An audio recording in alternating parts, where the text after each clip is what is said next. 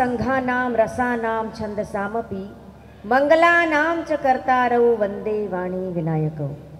शब्दों, अर्थों, शब्द प्रबंधों के अधिष्ठात्री माँ वागीश्वरी को प्रणाम करती हूँ। मंचस्थ सभी अग्रजों को प्रणाम करती हूँ और आप लोगों के समक्ष माँ शारदे की वंदना प्रस्तुत करती हूँ। एक निवेदन करती हूँ कि एक बार आगे से लेकर पीछे तक के श्रोता, दाएं से लेकर बाएं तक के श्रोता, दोनों हाथ ऊपर उठाकर एक बार जोरदार तालियां बजाकर मुझे माँ वागीश्वरी की वंदना की अनुमति प्रदान करें।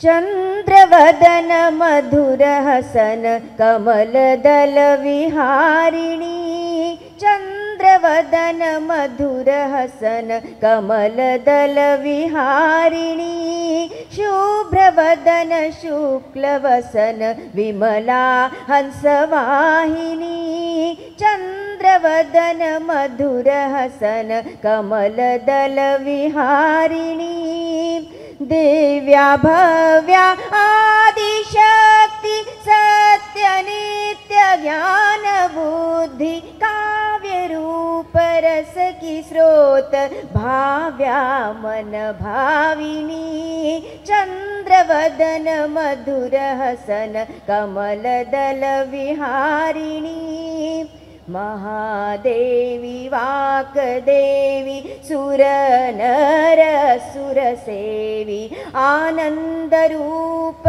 धीश्वरी, आनंद रूप धीश्वरी भुक्ति मुक्ति दायनी, चंद्रवदन मधुर हसन कमल दल विहारिणी, और चिन्मयी तू हो प्रसन्न नाशो सब मन के द्वंद्व, चिन्मयी तू हो प्रसन्न नाशो सब मन के द्वंद्व, जागृत हो ज्ञान ज्योति सत्यानंद स्वरूपिणी, चंद्रवदन मधुर हसन कमल दल विहारिणी, कमल दल विहारिणी, कमल दल विहारिणी।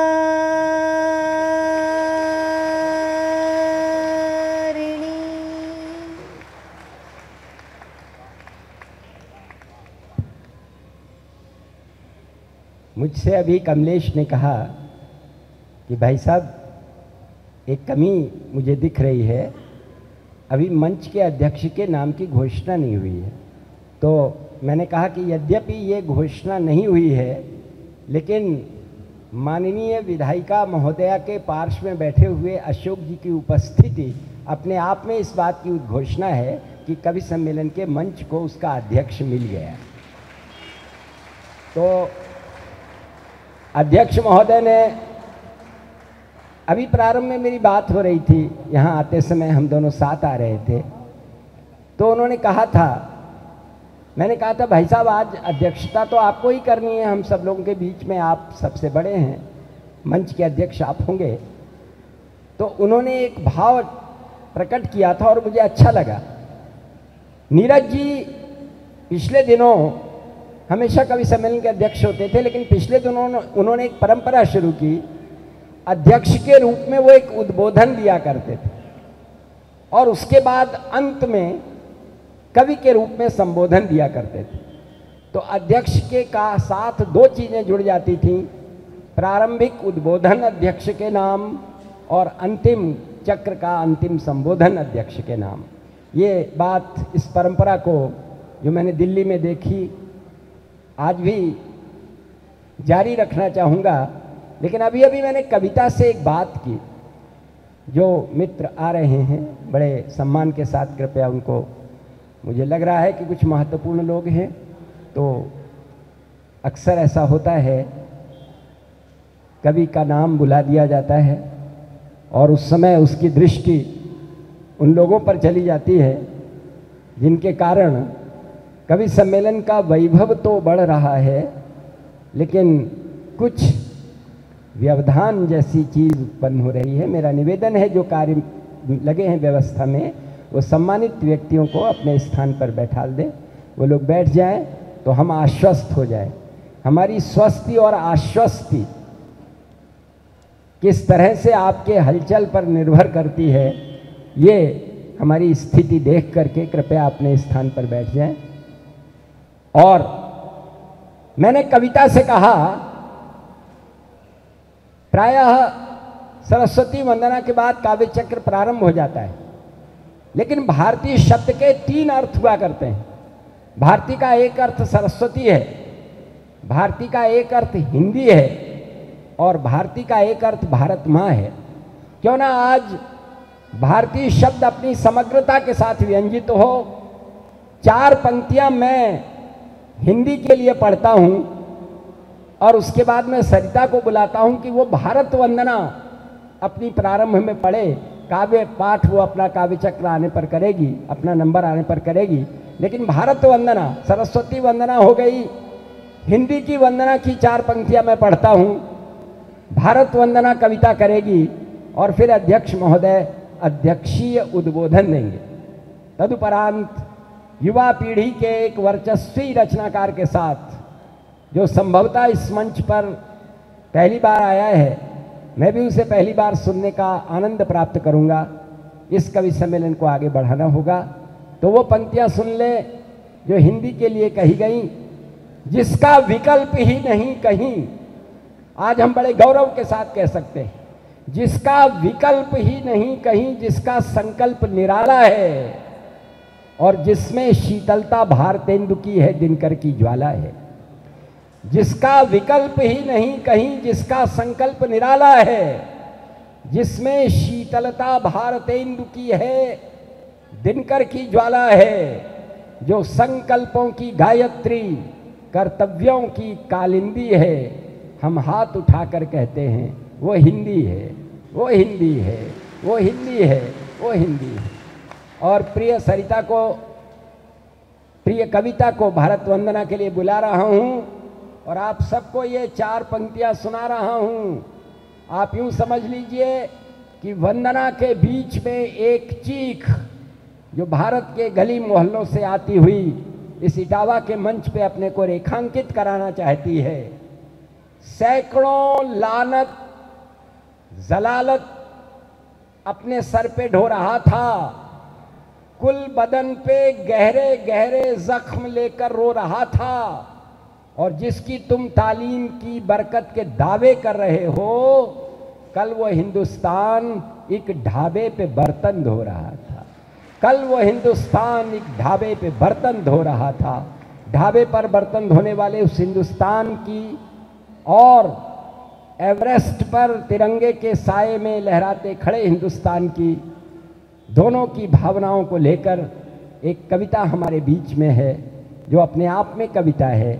उस कविता के समग्र वैभव को आपके सामने प्रस्तुत करते हुए मुझे प्रसन्नता है। जोरदार तालियों के साथ उसका स्वागत करें।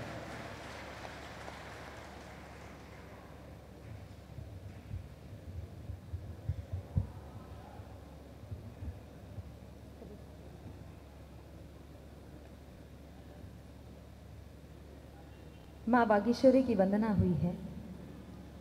प्रणाम करती हूँ, सम्मानित मंच को प्रणाम करती हूँ और आपकी उपस्थिति को बहुत बहुत नमन करती हूँ। अध्यक्षीय उद्बोधन हुआ। मैं बहुत बहुत स्वयं को सौभाग्यशाली मानती हूँ।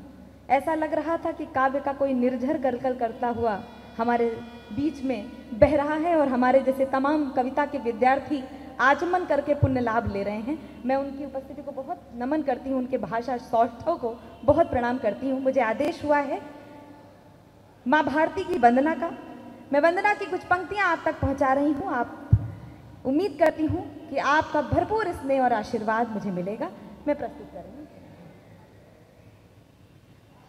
हे ईश्वर मालिक, हे दाता, हे ईश्वर मालिक, हे दाता, हे जगत नियंता, दीन बंधु, हे परमेश्वर प्रभु, हे भगवन, हे प्रतिपालक, हे दया सिंधु, सच्चिदानंद घट घटवासी, हे पुण्य राशि करुणावतार, हे विघ्न हरण मंगल मूरत, हे शक्ति रूप, हे गुणागार, सभ्यता यशस्वी हो जाए, मानवता का फैले प्रकाश, सब दिव्य दृष्टि के पोषक हो, कर दो कुदृष्टि का सर्वनाश, इतिहास गढ़े जाए प्रतिपल, इतिहास गढ़े जाए प्रतिपल, पृष्ठों में अकलंकता रहे, सज्जनता का अनुशीलन हो, मानव को पथ का पता रहे, हर एक बालिका विदुषी हो, हर बालक नीति निधान रहे,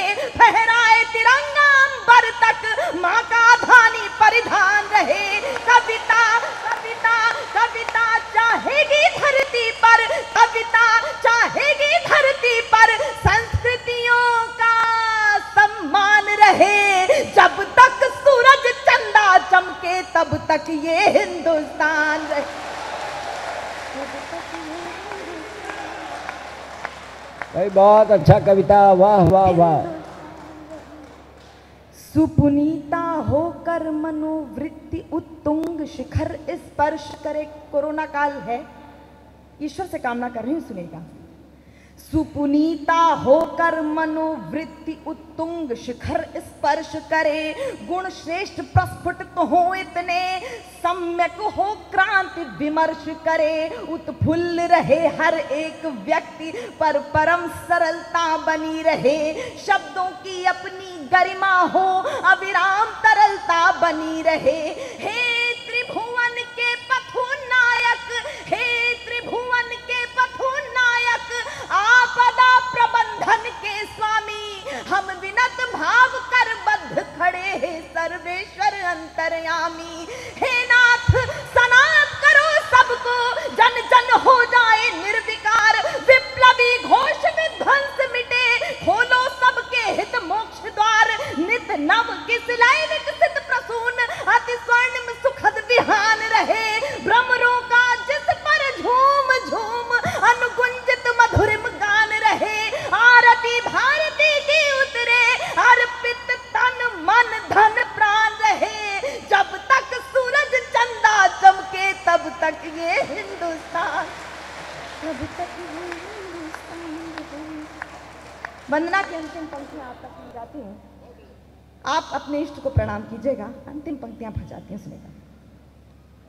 सारंग धनुर्धारी भगवन श्री राम भुवन भय दूर करो, हे चक्रपाणि कर कृपा दृष्टि, छल दंभ द्वेष को चूर करो, हे त्रयंबकेश्वर महादेव, हे नीलकंठ अवधरनानी, त्रैलोक्यनाथ रोको रोको, बढ़ रही नित्य प्रति मनमानी, सम्मोहन मारण वशीकरण, राजनीति के गढ़ में बोल रही हूँ, सम्मोहन मारण वशीकरण, उच्चाटन मंत्र प्रयुक्त दिखे, जिनके कारण भय व्याप्त हुआ, भयहीन दिखे भय मुक्त दिखे, अरिहंत तुरंत करो कौतुक, रोको अनर्थ की छाया को, मन प्राण सन्न सहमे सकुचे, क्या हुआ मनुज की काया को, अनुरक्ति बढ़े सीमाओं तक, लेकिन विरक्ति का ध्यान रहे, मिट जाए तिम्र अशिक्षा का,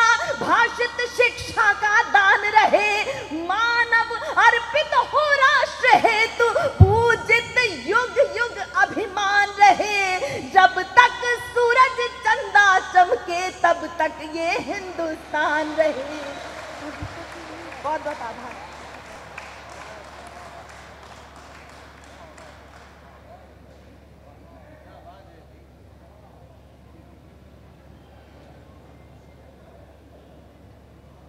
कविता के स्वर में हिंदुस्तानी,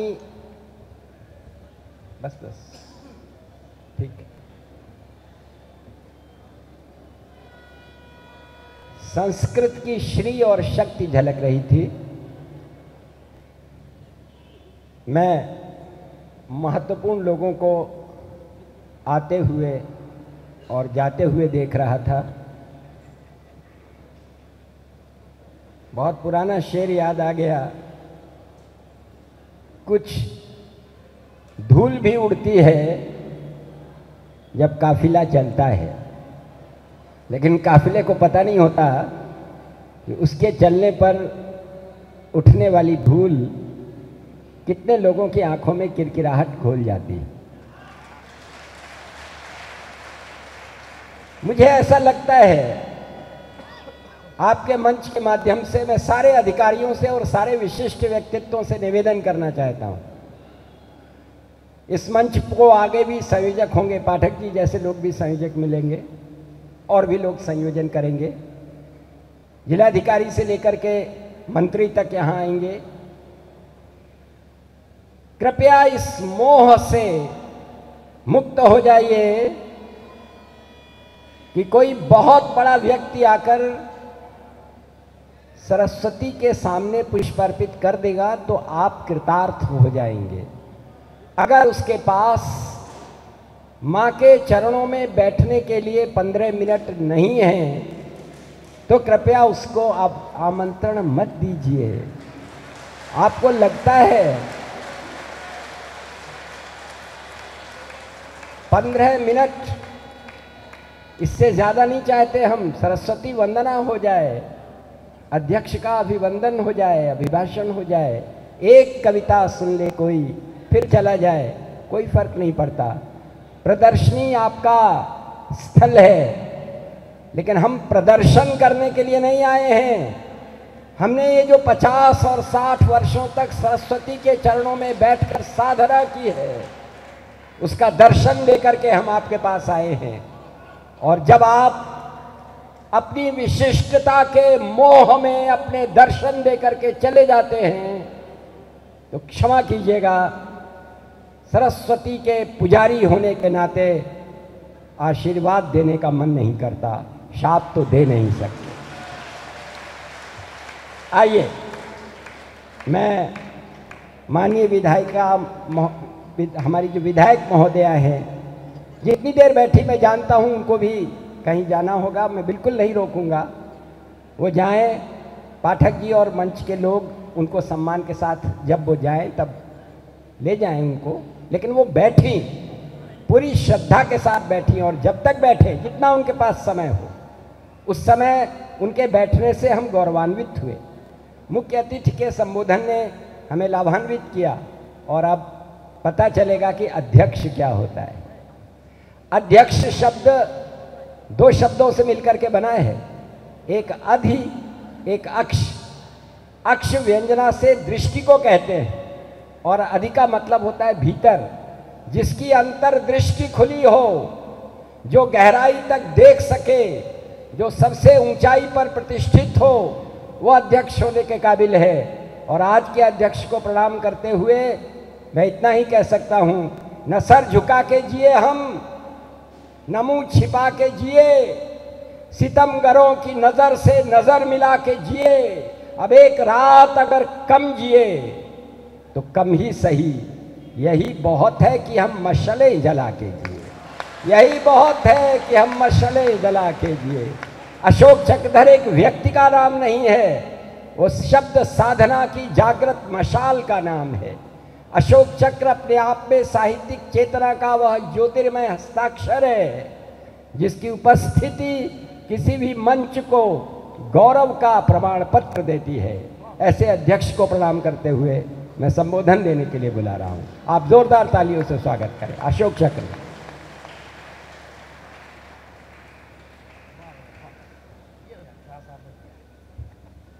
कौन चले गए?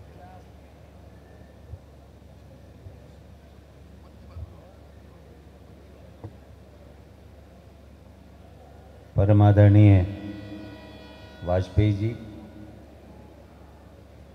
हमारी विधायिका बहन जी, मंचस्थ सभी कविगण, मैं आपको भरोसा दिलाता हूं कि जो चले गए हैं वो आएंगे। वाह वाह वाह वाह। और अगर कविता न जमी तो फिर चले जाएंगे। फिर आपको उन पर शब्द खर्च करने पड़ेंगे। आज इतना अच्छा लग रहा है इस मंच पर आकर। और उसका जो स्थापत्य प्रारंभ में ही शिलान्यास में बढ़िया हो गया है कि आदरणीय करुणा जी ने जिस प्रकार से उद्बोधन दिया अपना, न केवल इटावा का महत्व बल्कि इटावा में जो साहित्यिक सांस्कृतिक जड़ें हैं गहरी, इतिहास में ठहरी हुई, वो सारी उन गहरी संस्कृतियों को खड़ा करने में समर्थ हैं। ये मंच जिस पर अयोध्या सिंह उपाध्याय हरिऔध जी आए, मेरी जानकारी में नहीं था, कुछ जी ने बताया, लेकिन बहुत सारी चीज मुझे मालूम है क्योंकि मैं जब शिशु था तब मैंने शिशुपाल सिंह शिशु को अपने घर में सुना था। आदरणीय बलवीर सिंह रंग जी हमारे घर आते थे, मेरे पिता कवि थे। नीरज जी, बच्चन जी, दिनकर जी, मैथिली शरण गुप्त जी, इन सब के सानिध्य में बैठकर कविता सुनाने का मुझे सौभाग्य प्राप्त हुआ है बचपन से। तो मुझे पता लगा कि यहाँ निराला भी कभी आए थे और उन्होंने अपनी राम की शक्ति पूजा सुनाई थी। मैं हैरान हूं कि इसी भूमि पर जिनको मैंने पढ़ा, गया प्रसाद शुक्ल सनेही जी, उनके मित्र शैल बिहारी दीक्षित कंटक जी, फैले हैं ये भाव नया युग लाने वाले, घोर क्रांति की उथल पुथल करवाने वाले, ये भी यहीं के थे। और आज संध्या काल जब मैं अपना टहलने के लिए निकला तो मुझे बताया कि कचहरी के रास्ते से चलते। मैंने कचहरी के रास्ते से ही चली और मैं वहाँ रुक के उस भूमि को प्रणाम किया, क्योंकि मैं जानता हूँ कि इसी कचहरी में आदरणीय गोपाल दास नीरज जी ने टाइपिस्ट की नौकरी करी थी, टाइप किया करते थे। मैं उन उंगलियों को प्रणाम करता हूँ। उस टाइपराइटर को कहीं से मिल जाए तो छू के किसी मंदिर में स्थापित करने की चेष्टा करूँगा कि यहाँ कार्मिक उंगलियां कैसे कलम ग्रहण करने के बाद लोगों के मन में अपना स्थान बना पाई और वो अमर हैं, अमर रहेंगे। देखिए, कवि बैठे हुए हैं, अब आपको ये अधिकार तो मिल ही गया है न्यायमूर्ति जी की तरफ से कि हम किसी के प्रति न तो दुराग्रही होते हैं न आग्रही होते हैं। हम अपने मन के अंदर एक चीज को जानते हैं कि अगर किसी ने कहा है कविरेव प्रजापति, कवि प्रजापति है, प्रजापति है तो कुम्हार है, कुम्हार है तो बनाता है, गीली मिट्टी से बनाता है, चाक घुमाता है, उसमें डंडा भी लगाता है। जैसे कि बीच बीच में ये भी घुमाने के लिए अपना डंडा लेके आ जाते हैं हमारे मित्र। तो दिवस का अवसान समीप था, गगन भी कुछ लोहित हो चला, तरु शिखा पर थी तब राज थी, कमलिनी कुल वल्लभ की प्रभा। अब दो कमलिनी अपने कुल की प्रभा दिखा के जा चुकी हैं। कीर्ति ने कितना बढ़िया सरस्वती वंदना का स्वर आपको दिया। और ये कविता तो एक चमत्कार है। कविता के अंदर ऐसी तड़ित तरंगीय गतिमयता है, जब ये अपने स्वर में आक्रोश, आवेश, ओज के साथ चिंतन को मिलाती है तो हृदय तंत्री झंकृत हो जाती है। हम सब स्तब्ध होकर सुनते हैं। एक बार तालियां बजा दीजिए कविता के लिए। मित्रों, मैं यहाँ शायद 7-8 बरस पहले आया था, तब और इससे पहले भी आया हूँ, लेकिन अध्यक्ष बनने का ये, अब इसे दुर्भाग्य कहूँ या सौभाग्य कहूँ ये पहली बार है। अब इतना बुरा भी नहीं लग रहा है, तब तो कि अब अध्यक्ष बना दिया है तो चलिए मैं आपको प्रणाम करने के लिए पहले आया हूँ। और कोरोना काल में जो आपदा प्रबंधन की बात कविता ने कही थी कि देवीय शक्तियाँ सारी की सारी, सूरज चांद सितारे जब तक टिमटिमा रहे हैं भारत का नाम रहेगा, तब तक हिंदुस्तान रहेगा। अरे बेटा, जब तक हिंदुस्तान रहेगा तभी तक सूरज चांद सितारे रहेंगे। बहुत अच्छा, वाह वाह वाह। उनका अस्तित्व हमसे है, क्योंकि सारी दैवीय शक्तियां यहाँ पे हैं। आज गुरु रैदास का पर्व है। प्रभु जी तुम चंदन हम पानी, वाह। जामे बास समानी, ऐसी बात समानी जो अंदर तक जानी, अंदर तक जाती है ऐसी बास। तो मैं समझ रहा हूं कि जो बास, जो सुवास यहाँ पर फैली हुई है, वो आज गुरु रविदास को भी याद दिलाती है। हम उनको भी प्रणाम करें, वो भी जगत गुरु थे और उन्होंने भी कर्म क्षेत्र से कविता को आगे ला दिया था। संबोधन बदल दिए, तुम चंदन हम पानी, सुवास तो होनी ही है, घिसे जाएंगे हम या आप चंदन हैं हम पानी हैं। मेरी एक पंक्ति डेढ़ पंक्ति की छोटी सी कविता है वाजपेयी जी कि कैसे पानी रूपांतरित हो जाता है। वो तो रैदास के ज़माने की बात थी, आज के ज़माने में कैसे संबोधन बदल जाते हैं।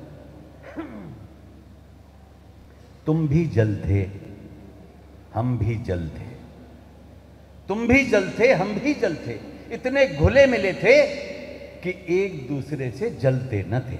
वाह वाह, 3 तालियों के लिए धन्यवाद।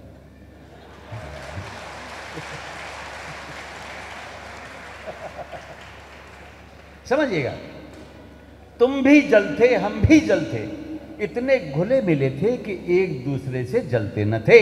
न तुम खल थे न हम खल थे, इतने खुले खिले थे कि एक दूसरे को खलते न थे। वाह वाह, न तुम खल थे न हम खल थे, इतने खुले खिले थे कि एक दूसरे को खलते न थे। अचानक अचानक तुम हमसे जलने लगे तो हम तुम्हें खलने लगे। बहुत अच्छा है। अचानक तुम हमसे जलने लगे तो हम तुम्हें खलने लगे। अब देखिए, कविता अंतिम 2 पंक्तियों में है और गुरु रविदास को प्रणाम करता हूं इस दिशा को देने के लिए कि कैसे संबोधन बदल लो। तुम जल से, तुम अचानक जलने लगे तो हम तुम्हें खलने लगे। तुम जल से भाप हो गए, तुम जल से भाप हो गए और तुमसे आप हो गए। वाह वाह, तुम जल से वाह वाह वाह, और तुमसे आप हो गए। तो कवि जब चाहे तुमको तू कर देता है और तुमको आप भी कर देता है, लेकिन जब वो तुमको आप करता है तो एक थाप होती है जो उधर से इधर आती है, फिर इधर से कुछ खाती है, फिर इधर से उधर चली जाती है और फिर हम कामना करते हैं कि वो थाप दोबारा आए और फिर हमसे इधर की थाप और उधर की थाप पाए। यही तो है, यही तो है कविता में शब्द का आना और जाना। कोई आता है तो भाई जाएगा ही जाएगा। देखिए, संसार में बहुत सारी चीज़ें जो चली जाती हैं वापस आती हैं, जैसे ये जो जा रहे हैं ये वापस आएंगे। लेकिन 3 चीज़ें ऐसी हैं जो अगर चली जाएं तो वापस नहीं आती। पहली चीज़ है देह से निकले हुए प्राण, वो वापस नहीं आते, लेकिन कवि की वाणी ऐसी है कि वो भी वापस आ सकती है। उसका कारण क्या है कि मृत्यु और हम जब पैदा होते हैं तो हमारे साथ हमारी मृत्यु हमारे साथ ही जन्म लेती है। उसकी और मृत्यु की कुंडली एक ही है। इसका मतलब ये कि जब हमारा जन्म एक साथ हुआ है तो मृत्यु भी एक साथ होगी, लेकिन नहीं। एक लंबी कविता है, उसका सार बताता हूं 2 पंक्तियों में कि अगर आप मुस्कुराते रहे तो मृत्यु आपका कुछ बिगाड़ नहीं सकती, छू भी नहीं सकती। दांत फाड़े तो तुम मुस्कुराओ, वो अपनी दुर्भावनाओं तक से नट जाएगी, पीछे हट जाएगी। आपके साथ साथ उम्र की सीढ़ियां दर सीढ़ियां वो भी चढ़ेगी, वो भी बूढ़ी होगी, अशक्त होगी। उसके दांत पोपले हो जाएंगे, गिर जाएंगे बर्फ के समान और वो खोखली हो जाएगी। तुम तब भी मुस्कुराते रहे, तब भी हंसते रहे, तो वो तुम्हारी हंसी से डर जाएगी। वाह, और याद रखना कि तुम्हारी मौत तुम्हारे सामने ही मर जाएगी। वाह वाह वाह वाह वाह वाह वाह वाह। तो मरना तो अपनी मौत को मार के मरना, और मौत को मारने का सलीका कवि अपने शब्दों से आपको सिखाता है, वो आपको बताता है। हमारे दोस्त हैं शारिक कैफी साहब, इतना उम्दा कहा है उन्होंने और बड़े मजे मजे में कहा है। देखिए, उस पर हंसिए या क्या करिए। उन्होंने कहा कि मौत ने सारी रात हमारी नब्ज टटोली, मौत ने सारी रात हमारी नब्ज टटोली, ऐसा मरने का माहौल बनाया हमने। मौत, देखिए देर में समझ में आएगी बात, तालियां बजाएंगे कि मौत ने सारी रात हमारी नब्ज टटोली, ऐसा मरने का माहौल बनाया हमने, लौट गई बेचारी, क्या करती। तो इसमें एक आज के आदमी की विडंबना भी है, तकलीफ भी है, अवसाद भी है, लेकिन अवसाद के बावजूद एक ऐसा विद्रूप के बाद आनंद का अतिरेक लाने वाली अगली पंक्ति है, माहौल शब्द में ऐसा मरने का माहौल बनाया हमने। आप भी एक ऐसा माहौल बनाइए कि जीवंत कवि सम्मेलन माना जाए और सब इसको याद करें कि क्या अद्भुत कवि सम्मेलन। अच्छा, दूसरी चीज है धनुष से निकला हुआ तीर, वो अगर चल जाए तो वापस नहीं आता। भारती गाने वाली तुझे एक बात बताता हूं, अभिज्ञान शाकुंतलम में एक श्लोक है, ग्रीवा भंगाभिरामम मोहन पतति स्यंदने बद्ध दृष्टिम पश्चार्धेन प्रविष्ट शर्पतन भयाद भूयसा पूर्वकायम दर्भैरर्धांबलीढै शम विवृत मुखवृंश किरण वर्तमा पश्योदग्र पुलतत्वाम द्वयति स्तोक मुर्वयाम प्रयाति। इसका अर्थ मेरी भी समझ में नहीं आया था जब मैंने पहली बार सुना था। जाहिर है हम आप भाई भाई हैं, तो लेकिन जब पढ़ा उसको और उसके अर्थ को जाना तो अद्भुत था। ये दुष्यंत जब कण्व ऋषि के आश्रम में प्रविष्ट होते हैं, स्यंदन पर विराजमान, सामने एक मृग शावक दिखाई देता है। आप सब इस कथा को जानते हैं कि उनका रथ आ रहा है और मृग शावक को मारने के लिए वो पीछे धनुष को ताने हुए चले आ रहे हैं। ये कितना अलग तरह का सा आतंक, और जैसे तीर नहीं था, कोरोना था, हम सब छटपटा के मृग शावक के समान भाग रहे हैं, वो हमारे पीछे पता नहीं किधर से हमला करे। ग्रीवा भंगाभिरामम, अपनी ग्रीवा को, गर्दन को मोड़कर बार बार मोहरुन पतति स्यंदने बद्ध दृष्टिम, बार बार मुड़कर देखता है। और शर पतन भयाद भू, शर के पतन के भय से, कि तीर अब छूटा कि अब छूटा कि अब छूटा, मुंह से दर्भैरर्धांबली ढही, आधी चबाई हुई घास गिर रही है। और वो जब शकुंतला की गोदी में बैठ जाता है तो क्या दुष्यंत मार सकते थे उसे? नहीं मार सकते थे। धनुष से निकला तीर धनुष में ही रह गया, और अगर वो तीर छूट जाता कविता, तो क्या शकुंतला दुष्यंत को वरती? क्या भरत आते? और भरत नहीं आते तो क्या भारत नाम के देश में हम रह पाते? वाह वाह वाह अशोक जी।